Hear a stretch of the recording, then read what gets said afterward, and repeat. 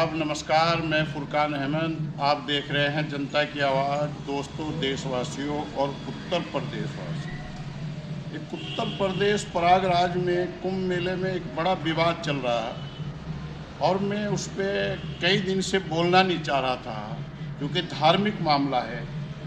पर हद पार जब हो गई तो अगर ये भाजपा के लोग और सरकार, माननीय मुख्यमंत्री और देश के प्रधानमंत्री, गृह मंत्री तो चाहते ही हैं लोग बटे हुए रहे। कल जब हमने देखा कि प्रयागराज में आदरणीय शंकराचार्य स्वामी जी पे कुछ असामाजिक तत्व, गुंडे, बदमाश ये नारा लगाते हुए कि bulldozer Baba I love you करके और हथियारों से लैस लाठी डंडे तमाम धारदार हथियार लेके हमला करने पहुंच गए, तो फिर चुप रहने की कोई गुंजाइश नहीं रही।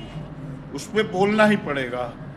मामला यह है कि उत्तर प्रदेश के मुख्यमंत्री कपड़ों से या शरीर से नहीं, अगर मन से जब तक संत नहीं बनेंगे, मन से संविधान को नहीं मानने के, मुख्यमंत्री पद का गरिमा नहीं समझने के, तब तक उत्तर प्रदेश की हालत और बदतर हो जाएगी।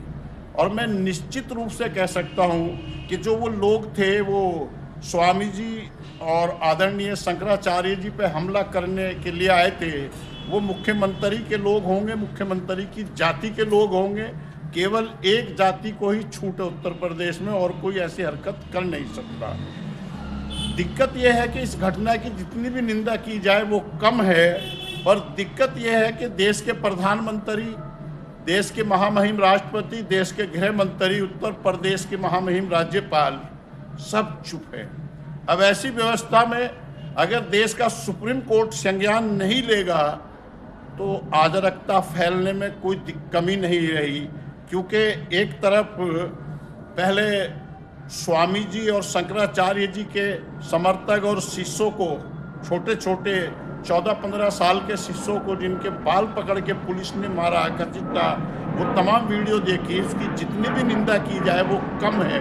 और कल जब असामाजिक तत्व, कुछ गुंडे चले गए, तो उससे ये बात साबित हुई है कि ये लाठी और डंडा और हथियार का राज स्थापित करना चाहते हैं। लोकतंत्र और संविधान की कोई गुंजाइश नहीं। पहले ये करते थे मौलानाओं पे अटैक, मदरसों और ईदगाहों पे, मज़ार के नाम पे।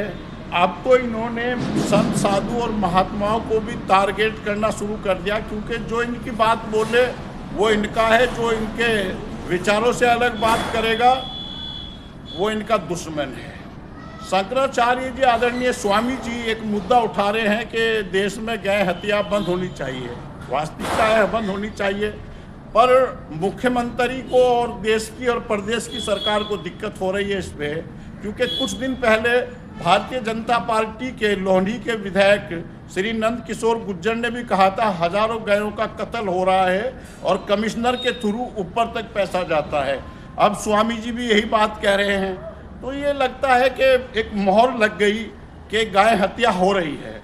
हम देश के मुसलमानों से भी अपील करना चाहते हैं कि आप गाय हत्या करना बंद करें और गाय का मीट खाना बंद करें। अगर वास्तव में आप हज़रत रसूलुल्लाह सल्लल्लाहु अलैहि वसल्लम की उम्मत है, हमारे नबी हजूर सल्लल्लाहु अलैहि वसल्लम ने फरमाया था कि गाय का गोश्त जो है वो नुकसानदायक है और दूध फायदेमंद है।